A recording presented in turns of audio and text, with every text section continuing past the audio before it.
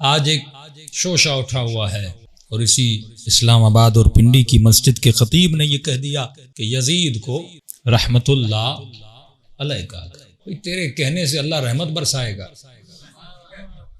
پاگل آدمی، وہ دیکھ کے رحمت بھیجتا ہے، اس کے یہاں سسٹم عدل ہے۔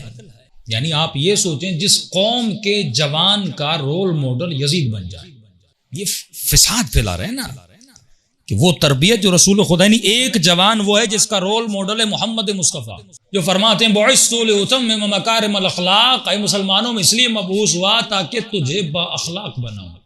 صرف اخلاق نہیں، مکارم اخلاق کی بلندیوں تک تمہیں پہنچاؤں۔ اور اسی مسلمان کے لیے جو رسول کو مانتا ہے اس کے سامنے یزید جیسے کو لایا جاتا ہے۔ یہ کہو رحمت اللہ، کہ اللہ اس پہ رحمت بھیجے۔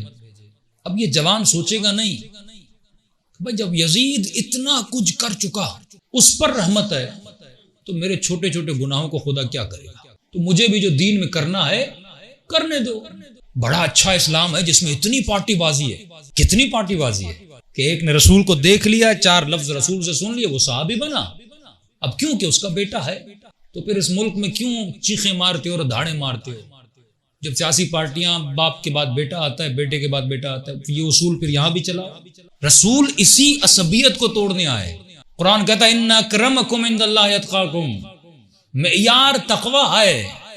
لیکن جب انسان تعصب پہ اتر آتا ہے، جب یہ سوچتا ہے کہ میرا رزق خدا نہیں دے رہا، سعودیہ دے رہا ہے، جب یہ اپنے رزق کا مالک بندوں کو سمجھتا ہے تو بندوں کی تعریف کرتا ہے، خدا کی تعریف نہیں کرتا۔ اس کی ایک ریزن ہے، اس کی وجہ ہے۔ اس کی وجہ یہ ہے کہ یہ جانتے ہیں کہ اگر لعنت یزید پہ بھیجی جائے گی تو اہل سنت کا ایک سب سے بڑا اصل اور بنیاد جو میں نے کہا وہ ہے عدالت صحابہ، تو وہ اصل ان کا خراب ہو جائے گا۔ کیونکہ جب پورا اہل سنت کا معاشرہ یزید پہ لعنت بھیجے گا تو یہ بچہ باپ سے پوچھے گا بابا ایسے کو بنایا کس نے تھا، ایسے خبیث کو بٹھایا کس نے تھا؟ تو سامنے جواب آئے گا کہ فلاں نے بٹھایا تھا۔ تو کیا کہے گا؟ مجھے پتا ہے کہ یزید کیسا تھا، کہ باپ اپنے بچے کو جانتا نہیں تھا، اور اس گھر میں بچے کی ایسی تربیت ہوئی کیسی؟ علی بھی تو بچے پال رہے ہیں لیکن علی کے گھر سے حسن نکل رہا ہے، حسین نکل رہا ہے، اور ان کے گھر سے بچے کیسے نکل رہے ہیں؟ باپ دیکھو کیسا، دادا دیکھو جس نے 70 نبی کے صحاب کو شہید کیا، دادی دیکھو جس نے جناب سید الشہداء کے جگر کو چبایا۔ تو یہ باتیں نہیں چاہتے کہ سامنے آئے، کہتے ہیں یہیں پر سد الباب کر دو، اگر تم نے یزید کو چھیڑا تو باپ بھی چھیڑا جائے گا، تو تمہارا اصل خراب ہو جائے گا۔ آج تک انہوں نے اپنے بزرگوں سے پوچھا کہ یہ عدالت صحابہ کا نظریہ دیا کس نے؟ مفتیوں نے، فلاں امام نے، فلاں امام نے۔ کبھی حوالہ نہیں دیا جاتا کہ یہ نظریہ رسول۔ قرآن کا نظریہ یہ ہے کہ اکرمکم عند اللہ اتقاکم، اللہ کے نزدیک وہ بندہ قابل احترام ہے جو با تقوی ہو، جو دین کی عزت کرے، جو نماز کی عزت کرے، جو اصول کی عزت کرے، جو توحید کی عزت کرے۔ اور بیدار لوگ یہ سوال کرتے ہیں، سعودی عرب کی ٹی وی تھی اور وہ یہی دفاع کر رہا تھا کہ نہیں ان کی آپس میں رشتہ داریاں تھیں اور یہ تھا ان کا آپس کا جھگڑا تھا، تم لوگوں کو بولنا نہیں چاہیے اور اس کی وجہ سے ہمیں کہنا نہیں چاہیے۔ اگر یہ کہو گے کہ اگر یزید نے حسین ابن علی کو شہید کیا تو پھر جنگ جمل کے لیے کیا کہو گے، پھر جنگ صفین کے لیے کیا کہو گے؟ وہاں پر بھی تو قتل ہوا تھا، معاویہ نے جناب عمار کو قتل کیا تھا۔ جنگ جمل میں ایک طرف نبی کی زوجہ ہیں، دوسری طرف نبی کے داماد ہیں، اور پتہ نہیں کتنے لوگ اس جنگ میں شہید ہو گئے، پھر ان کے لیے کیا کہو گے؟ پھر سب کو کہنا پڑے گا، لہٰذا تمہیں کہنا نہیں چاہیے، یہ 2 بڑوں کا مسئلہ تھا، تم اس مسئلے میں پڑھنا نہیں چاہیے۔ یہ کہہ کے سب کو چپ کروا دیا۔ ایک بندے نے فون کیا، فون کرنے کے بعد کہا ٹھیک ہے ہم کربلا کو بھلا دیتے ہیں۔ کہ مولانا آپ نے سمجھا دیا، جو لفظ استعمال کرتے ہیں 2 شہزادے تھے، وہ بھی صحابی کا بیٹا، وہ بھی صحابی کا بیٹا، تو ہمیں ان کے معاملے میں پڑھنے کی ضرورت نہیں ہے۔ کہ مولانا بالکل صحیح کہہ رہا ہے، ہم کربلا میں نہیں پڑھتے۔ لیکن یہ بتاؤ واقعہ حرہ کے لیے کیا کہو گے؟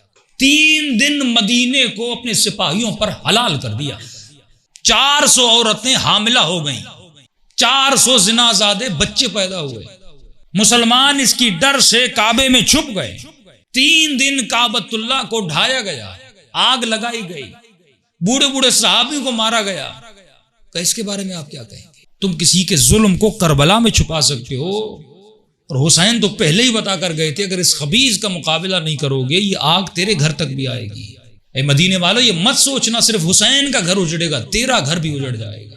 کیا گزری اس زمانے میں مدینے والوں پر جب یہ سپاہی گھروں میں جاتے تھے اور عزتوں کو پامال کرتے تھے. یہ تو تاریخ میں موجود ہے. تو وہاں پر اس کا منہ بند ہو گیا. تو ایک چیز آپ کے دشمن کا منہ بند کر سکتی ہے، اس کا نام ہے دلیل.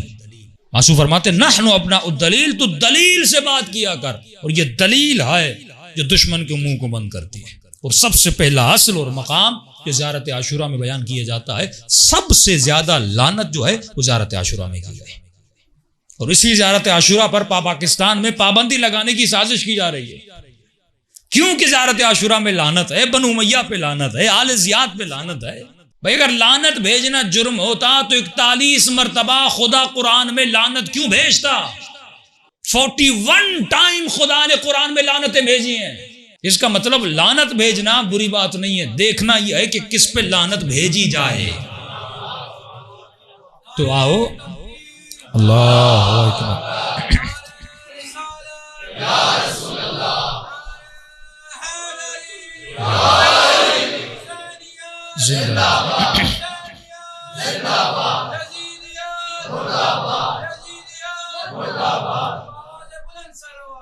اللہم صلی علی محمد.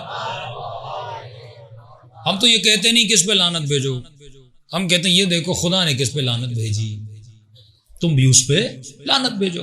41 ٹائم مسلمان قرآن نہیں پڑھتا نا، 41 ٹائم خدا نے لعنت بھیجی. قرآن کی 18 سورتوں میں یہ لعنتیں موجود ہیں. ایک مرتبہ خدا نے سب کیا، جسے کہیں قرآنی گالی.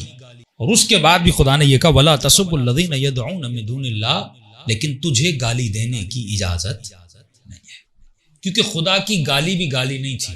ایک شخص کو خدا نے کہا وہ ذنیم ہے، وہ بد نسب، وہ بد اخلاق، وہ بار بار اپنے وعدوں سے پھرنے والا، وہ بار بار نبی کے فرمان کی سرکشی کرنے والا. اور یہ کون تھا؟ یہ ہماری تفسیروں میں موجود ہے. یہ وہ تھا جس نے علی کا راستہ روکا تھا.